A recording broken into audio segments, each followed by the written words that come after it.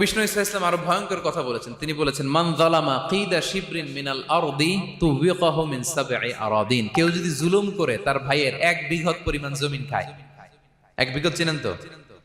এই যে আমার এই আঙ্গুল থেকে এই আঙ্গুলটা, এটা টান টান করলে যতটুকু জায়গা, এটার বলে 1 বিঘত। শিবের আরবিতে বলে শিবের।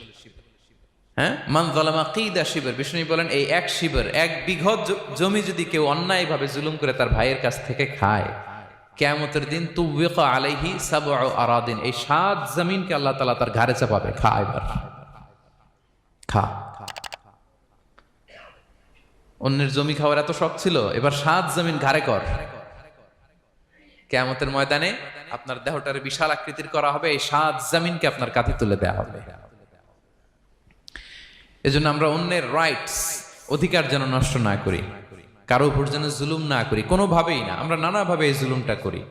আমরা প্রায় দাদার সম্পত্তি থেকে ফুফুদেরকে বঞ্চিত করি, বাবার সম্পদ থেকে বোনদেরকে বঞ্চিত করি।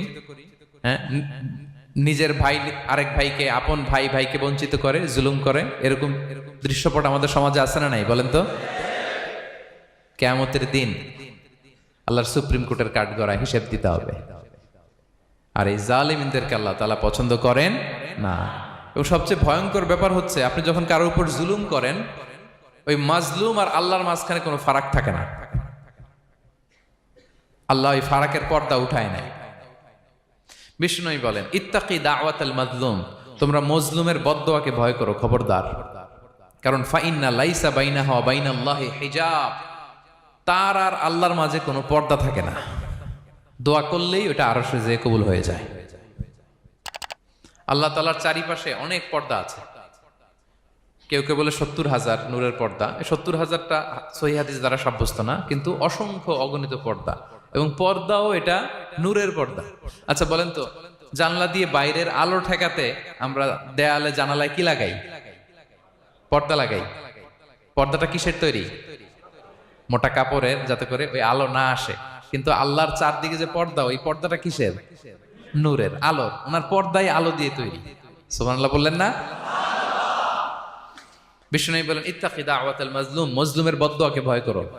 ফাইন্না লাইসা বাইনাহা ওয়া বাইনাল্লাহি হিজাব, কেউ যখন মজলুম হয়ে কেঁদে বদদোয়া করে, তার আর আল্লাহর মাঝে ওই পর্দা থাকে না।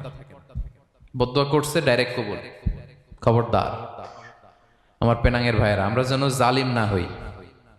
In it's any form, operation in it's any form, যেই কোনো ভাবে, যেই কোনো ক্ষেত্রে, যেই কোনো ধরনের হইতে পারে জুলুম। কাউকে আপনি ছোট্ট কোনো কাজে ঠকালেন, বন্টন নীতিতে ঠকালেন, হ্যাঁ, জমি মেরে দিয়ে ঠকালেন, আমানত মেরে দিয়ে ঠকালেন, ইন ইটস এনি ফর্ম যদি জুলুম করে থাকেন, খবরদার। মজলুমের কান্না কখনো বৃথা যায় না। মজলুমের কান্না কখনো বৃথা যায় না। জীবনের কোনো না কোনো সময়ে এর প্রায়শ্চিত্ত আপনাকে করতে হবে। জীবনের কোনো না কোনো সময়ে এর প্রায়শ্চিত্ত করে আপনাকে মরতে হবে। তাহলে কোন বিশ্বাসী কি জালিম হতে পারে? কারণ ইন্নাল্লাহা লা ইউহিব্বুল যালিমিন, আল্লাহ তাআলা জালিমদেরকে পছন্দ করেন না।